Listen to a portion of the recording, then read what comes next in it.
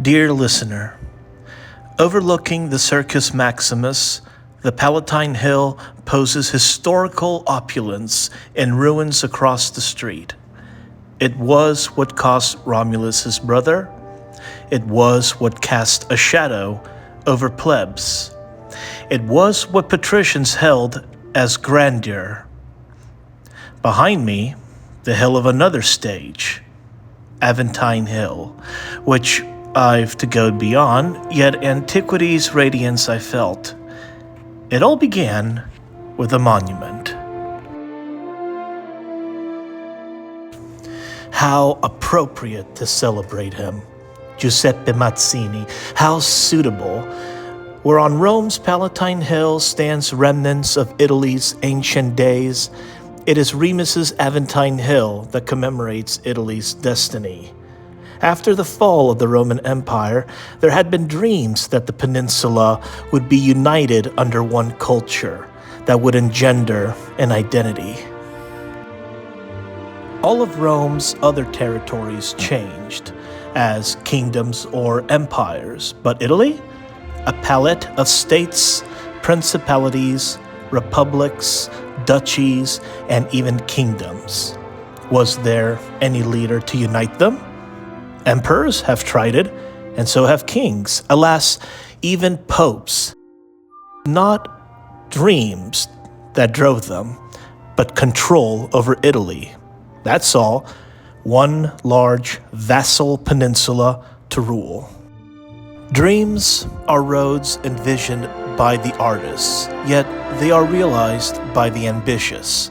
Dante wrote more than once this dream, and all that was achieved was a language. Mazzini's fellow Carbonari fought for the Italian dream to smolder, and Mazzini pushed to inspire the flames. Flames that matched Garibaldi's ambition. Flames that mirrored Count Cavour's strategy. Flames that spread revolutionary thoughts of Italian unification. In 1861, the dream was met.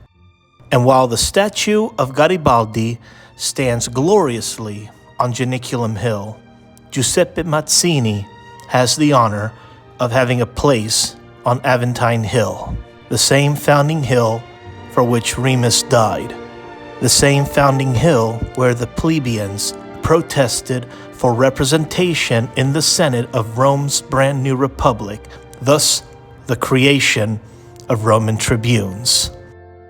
I wonder if Mazzini agrees with the historical coincidence therein. I wonder how far into the future Giuseppe Mazzini contemplated as to a united Italy's fate, of regaining northern territories from its old rival, that is Austria, of economic hardships that led to the decline of the nobility and the rise of a new regime called fascists. There, Mazzini sits on Aventine Hill, where old regime parliamentarians, united by protest against fascists, went to this same hill to stage a boycott that this modern political faction, led by a former journalist with dreams of building a neo-Roman empire, had crossed the line when violent tactics on their own political opponents were associated with said party. On Aventine Hill, a boycott took place against Prime Minister Mussolini. Yet it bore no following, no success. It only backfired, with strong support surging for Minister Mussolini's party. Alas, this was an event when good men tried something that, in essence, was nothing. Inadvertently, they had only paved Mussolini's road to dictatorship, ushering Italy's fascist era. What would Mazzini have thought of this stunt? Well, he's sitting on Aventine Hill, where over 2 millennia before his birth, an ancient republic yielded to change government representation, then slowly succumbed to autocracy. And over 50 years after his death, modern representative government swiftly replaced by brief autocracy. Without a doubt, That is some irony. So it is fitting that the monument of the philosopher, the idealist, sits on a hill of life-changing events. You might say, plenty of places have that, in which you would certainly be correct, but when the irony of it all shines on our conversation, there's a pause.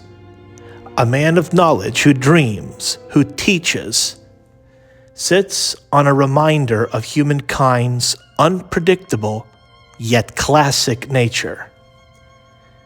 That's some irony to think about.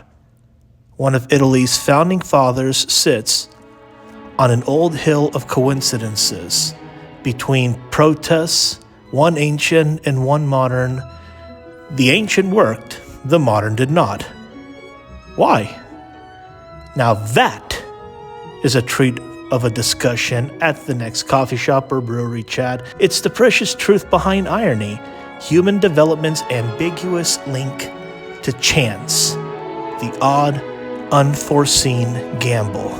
Or you can just swing by Aventine Hill whenever you're in Rome and take pictures. But if you're not thinking of ironies, think of appreciation for this man and a unified nation, the culture he and Garibaldi helped realize. Yes, appreciate, and never be the one who turns their back on the setting sun.